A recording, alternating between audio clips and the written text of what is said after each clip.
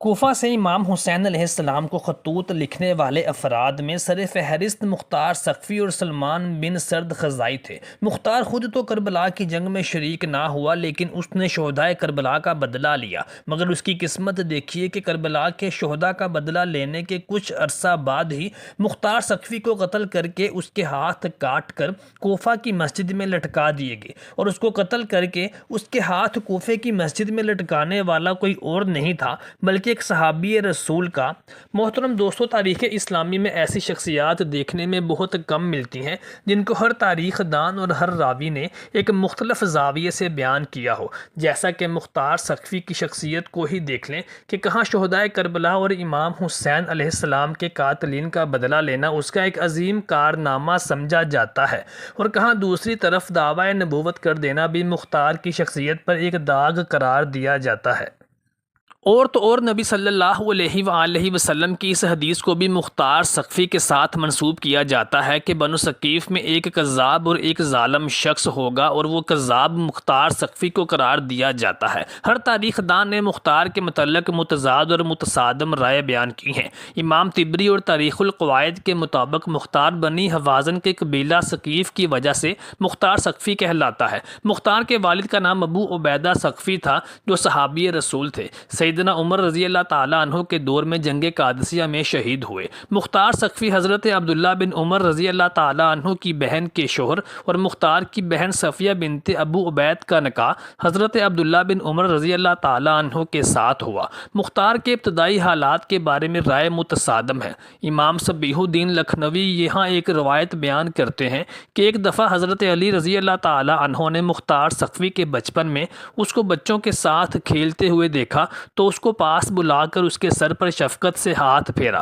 اور فرمایا کہ یہ میرے فرزند حسین کا بدلہ لے گا۔ لیکن امام طبری اور سیوطی کا اجماع ہے کہ مختار امام حسن رضی اللہ تعالی عنہ کو خلافت کا حلف لینے پر راضی کرنے کی کوششیں کرنے والوں میں سے تھا، اور امام حسن علیہ السلام کو پکڑ کر معاویہ بن ابی سفیان کے ہاتھ بیچنا بھی چاہتا تھا۔ اسی طرح مختار سقفی امام حسین علیہ السلام کو بھی امیر معاویہ کے خلاف بھڑکانے کی کوششیں کرتا رہتا تھا، جس پر اس کو 100 کوڑے بھی لگائے گئے۔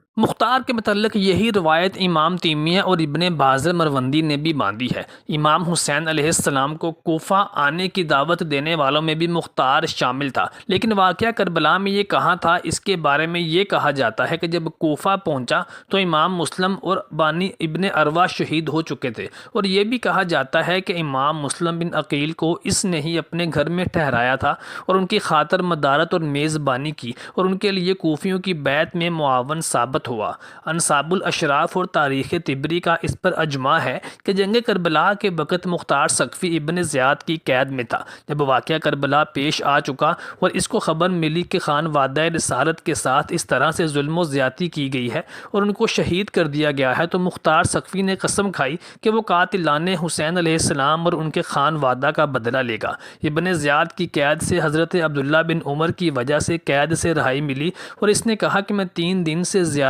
کوفہ میں نہیں رہوں گا۔ اس لیے مختار سقفی وہاں سے نکل کر مکہ مکرمہ آیا، اور اس نے حضرت عبداللہ بن زبیر رضی اللہ تعالی عنہ کی بیعت کی۔ پھر یزید کی ہلاکت کے بعد بیعت توڑ کر واپس کوفہ آ گیا۔ ابن زبیر رضی اللہ تعالی عنہ نے عبداللہ ابن مطیع کو کوفہ کا گورنر مقرر کیا، تو مختار سقفی نے ان سے مقابلہ کر کے کوفہ پر اپنی حکومت قائم کر لی۔ تاریخ ابن خلدون۔ عامل کوفہ بننے کے بعد مختار سقفی نے امام حسین علیہ السلام کے قاتلوں کو گرفتار کر کے قتل کرنے کا اعلان کیا۔ اسی زمن میں شمر،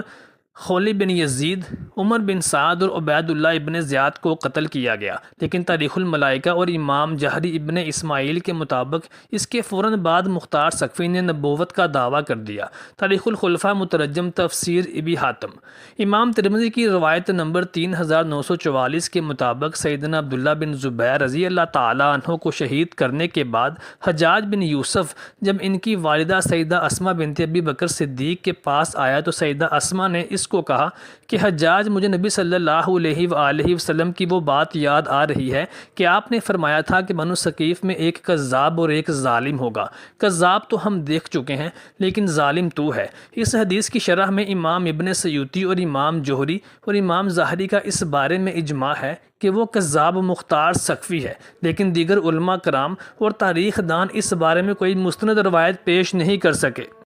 اس لیے مختار ثقفی کو اس حدیث کے مطابق کذاب قرار دینا ناانصافی ہے۔ جب مختار ثقفی کوفہ پر حکومت قائم کر چکا تو قاتلان حسین علیہ السلام کا بدلہ لینے کے بعد انتظامی امور میں ناکام رہا اور اس کی حکومت کمزور ہوتی چلی گئی، اور آخرکار حضرت عبداللہ بن زبیر رضی اللہ تعالیٰ عنہ کے بھائی موصب بن زبیر رضی اللہ تعالیٰ عنہ، جو بصرہ کے گورنر تھے، انہوں نے اپنی فوج لے کر کوفہ پر چڑھائی کر دی۔ مقابلہ ہوا اور مختار ثقفی مارا گیا۔ اہل سنت اور اہل تشیع کے نزدیک اس کا اچھا کام حضرت حسین علیہ السلام کے قاتلوں کا مارنا تھا، مگر اہل سنت کے نزدیک قاتلین حسین علیہ السلام سے بدلہ لینے کے ساتھ ساتھ مختار ثقفی کا بدترین کام نبوت کا دعویٰ کرنا بھی ہے۔ مختار ثقفی ہجرت کے پہلے سال پیدا ہوئے۔ نقل ہوا ہے کہ مختار نے 13 سال کی عمر میں قادسیہ کی جنگوں میں سے جنگ جسر میں شرکت کی۔ کم عمری کے باوجود وہ میدان جنگ میں جانا چاہتے تھے، لیکن ان کے چچا سعد بن مسعود رضی اللہ تعالیٰ عنہ نے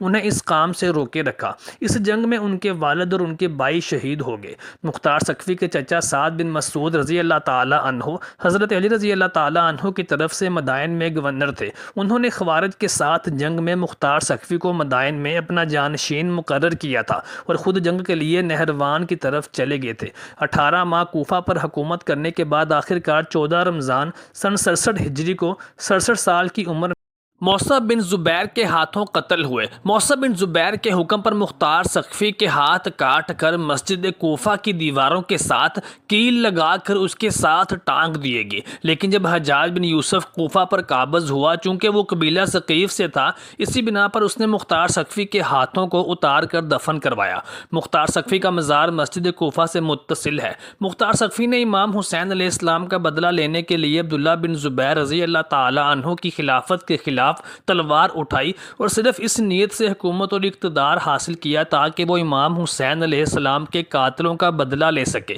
اور اس کے لیے اس نے خلیفہ وقت یعنی عبداللہ بن زبیر رضی اللہ تعالیٰ عنہ کی افواج پر کوفہ پر حملہ کر کے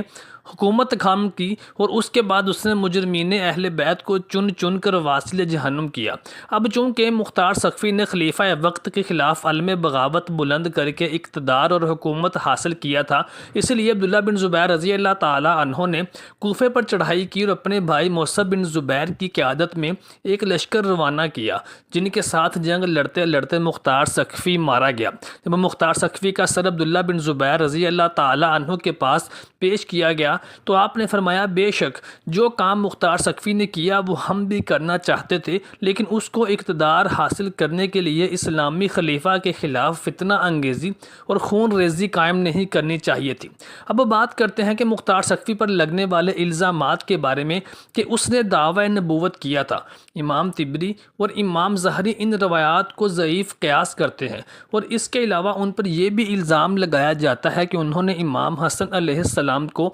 معاویہ بن ابی سفیان کے ہاتھوں بیچنے کے لیے سازش تیار کی تھی، اور اس کے بعد امام حسین علیہ السلام کو بھی یزید اور معاویہ بن ابی سفیان کے خلاف بھڑکانے میں مختار ثقفی کا ہاتھ تھا، لیکن چونکہ یہ روایات ضعیف ہیں اور کربلا کے شہداء کا بدلہ لینے والی روایات مستند تاریخ دانوں نے بیان کی ہیں، اس لیے مختار ثقفی کی شخصیت کا منفی پہلو زیادہ نمایاں نہیں سمجھا جاتا۔ مختار محبان اہل بیت میں سے تھے۔ ابن سیوطی نے ان کے فضائل بھی لکھے ہیں، مثلا جب امیر مختار نے عمر سعد اور ابن زیاد کے سر امام زین العابدین علیہ السلام کے پاس بھیجے تو انہوں نے کہا کہ مختار ثقفی کے حق میں دعائے خیر کی جائے۔ اسی طرح امام محمد باقر علیہ السلام نے بعض نکتہ چینوں کو کہا کہ مختار کو گالی نہ دو، کیونکہ اس نے ہمارے قاتلین کو قتل کیا اور ہمارے خون کا قصاص لیا اور ہماری آنکھوں کو اور ہمارے دلوں کو ٹھنڈا کیا۔ مختار کے بعد ان کے خاندان کو بھی قتل کر دیا گیا، جس میں ان کی ایک بیوی عمر بن نعمان بھی بشیر انصاری بھی شامل تھی،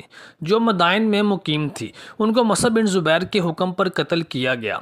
ابن حجر کی تصنیف مراج الشہداء میں ہے کہ موصب بن زبیر نے مختار کی بیوی سے عمر سے پوچھا کہ بتاؤ مختار کیسا شخص تھا، تو عمر نے کہا کہ خدا اس پر رحم کرے، وہ خدا کے نیک بندوں میں سے ایک نیک بندہ تھا۔ پھر موصب بن زبیر نے اسے قید کر لیا اور اپنے بھائی عبداللہ بن زبیر کو لکھ کر بھیجا کہ مختار نے دعویٰ نبوت کیا ہے۔ مختار